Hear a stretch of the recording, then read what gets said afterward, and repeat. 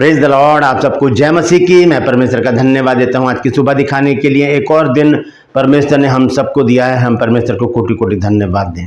एक नया संदेश लेकर मैं पास्टर राज मैसी आपके सम्मुख उपस्थित हूँ और आप देख रहे हैं मेरा यूट्यूब चैनल जिसका नाम है ब्रदर राज मैसी। मैं आपसे गुजारिश करता हूँ, यदि अभी तक आपने मेरे इस चैनल को सब्सक्राइब नहीं किया है तो अभी सब्सक्राइब कर लीजिए, बेल आइकन को दबाइए ताकि नोटिफिकेशन आपके पास पहुंचे। नया वीडियो, नई जानकारी बिना व्यवधान बिना रुकावट आपके पास पहुंच जाए। मेरे वीडियोस को लाइक कीजिए और शेयर कीजिए और कमेंट्स बॉक्स में आकर मुझसे जरूर बातचीत कीजिए। Praise the Lord. तो आज का जो संदेश है वो बहुत ही महत्वपूर्ण है, क्योंकि हम देख रहे हैं जो युद्ध के जो हालात हैं वो और बिगड़ते चले जा रहे हैं। दोनों तरफ से जोर लगाया जा रहा है, लेकिन हम जानते हैं कि जीत हमारी ही होगी। लेकिन अगर हमें पक्की जीत चाहिए तो हर एक देशवासी को एक काम करने की ज़रूरत है।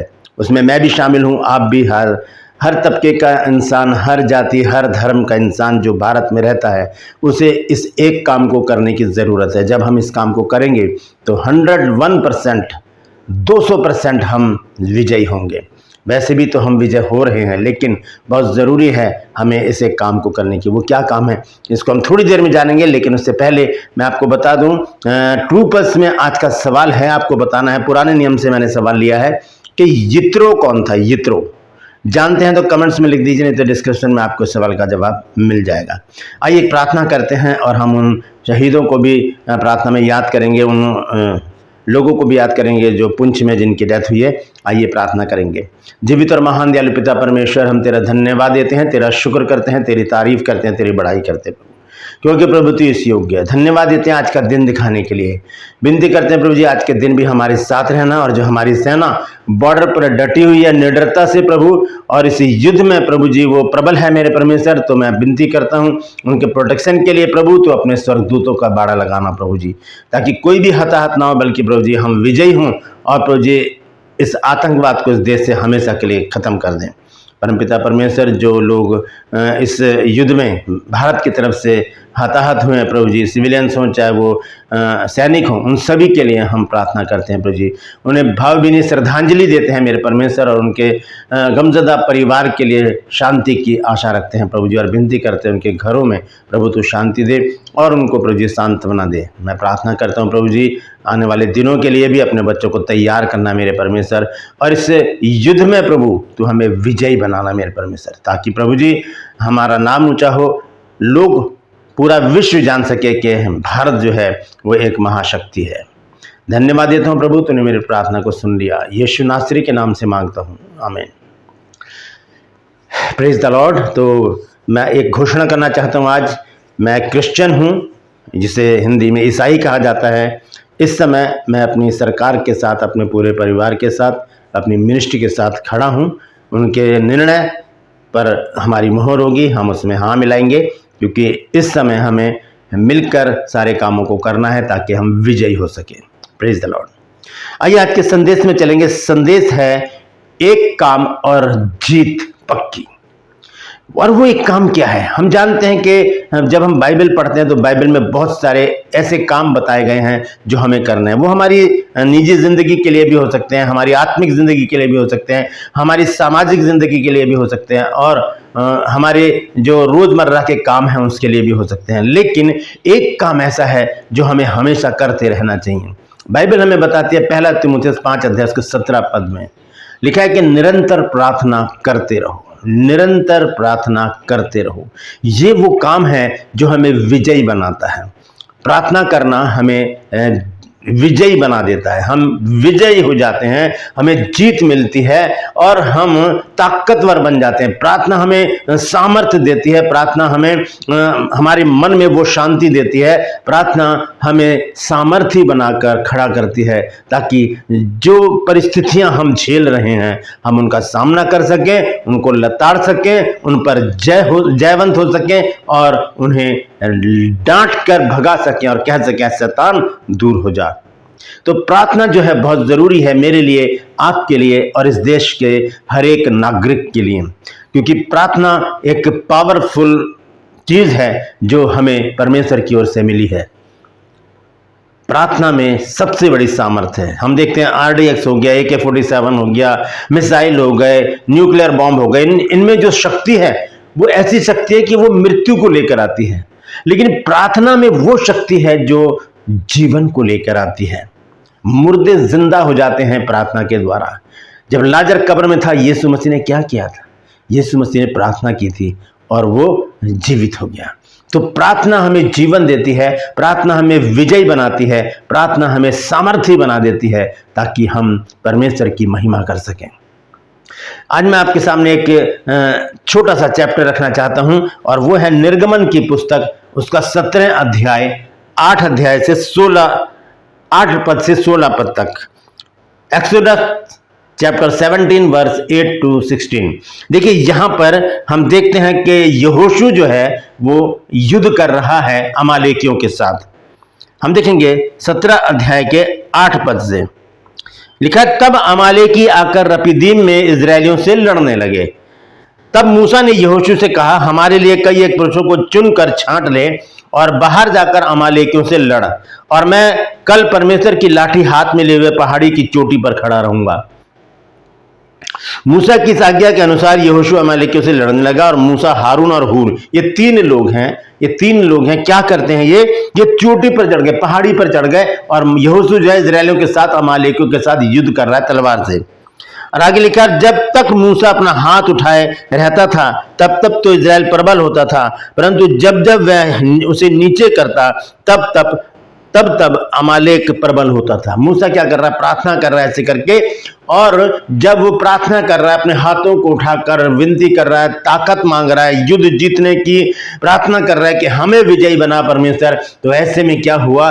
वो प्रार्थना करते करते यहां से क्या हुआ? उसके हाथ भर गए। यहाँ लिखा है कि और जब जब मूसा अपना हाथ उठाता रहता था तब तब तो इजराइल प्रबल होता था, परंतु जब जब वह उसे नीचे करता तब अमालेक प्रबल होता था। और यहाँ पर 12 पद में देखिए क्या लिखा है, और जब मूसा के हाथ भर गए, यहां से जब ये चीज भर जाती है ये, तो फिर हाथ को हम ज्यादा देर ऊपर नहीं उठा रख सकते। आप इसे प्रैक्टिस करके देखिएगा कि जब आप थोड़ी देर खड़े हो जाएं ऐसे और ऐसे करके प्रार्थना करें, 2 मिनट, 3 मिनट, 4 मिनट, 5 मिनट तक, 10 मिनट तक, आप जितनी देर तक कर सकते हैं। लेकिन थोड़ी देर बाद आपको क्या करना पड़ेगा?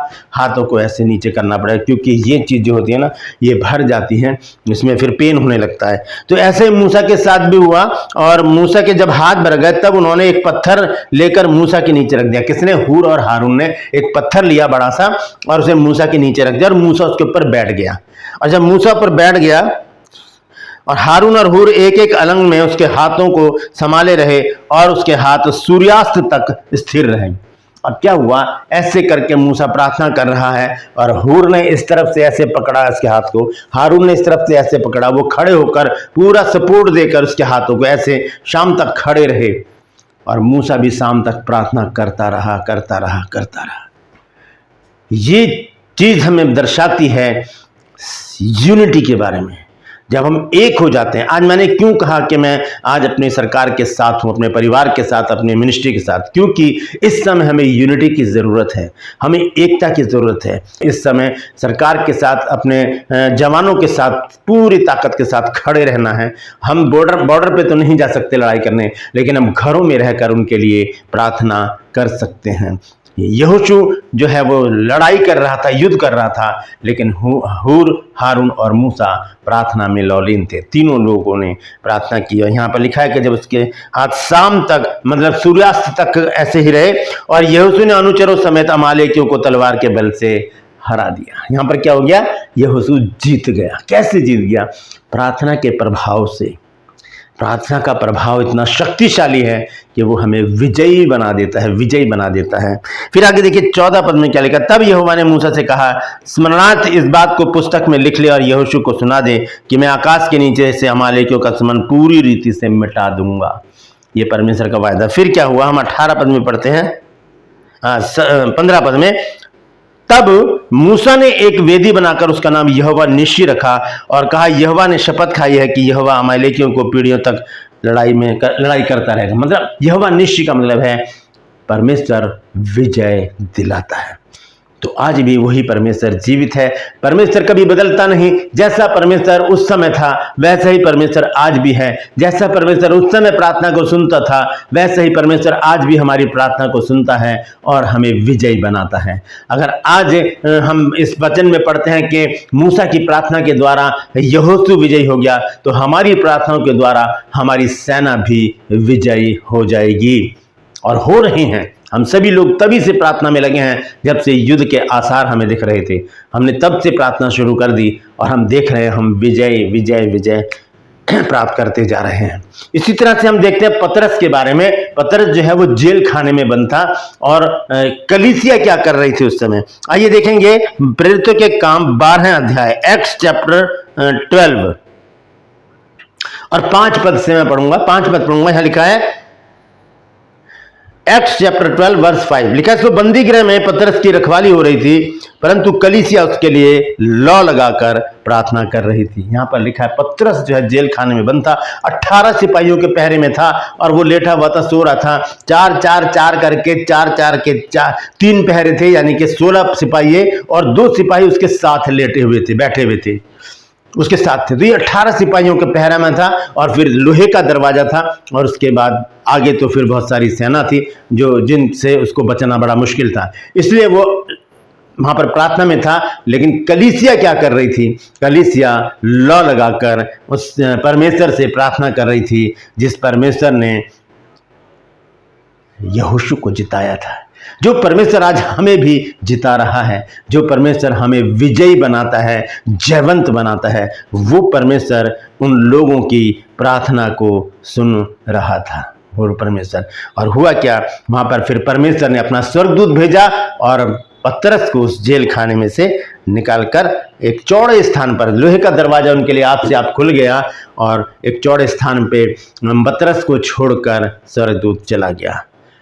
दोस्तों, हमें प्रार्थनाओं की ज़रूरत है, हमारी सेना को प्रार्थनाओं की ज़रूरत है, हमारे परिवार को प्रार्थनाओं की ज़रूरत है, हमारी सरकार को प्रार्थनाओं की ज़रूरत है। तो इसलिए हमें करना क्या है, ज़्यादा से ज़्यादा समय हम इन दिनों प्रार्थना में व्यतीत करें ताकि हमारे जो जवान हैं वो विजयी हो जाएं और दुश्मनों को परास्त कर दें। जब गोलियत इजरायलियों पर प्रबल होता जाता था ये फिलिस्ती, तो सारी सेना भागती थी वहाँ से। एक बार क्या हुआ, दाऊद ने कहा कि मैं उससे लड़ूंगा।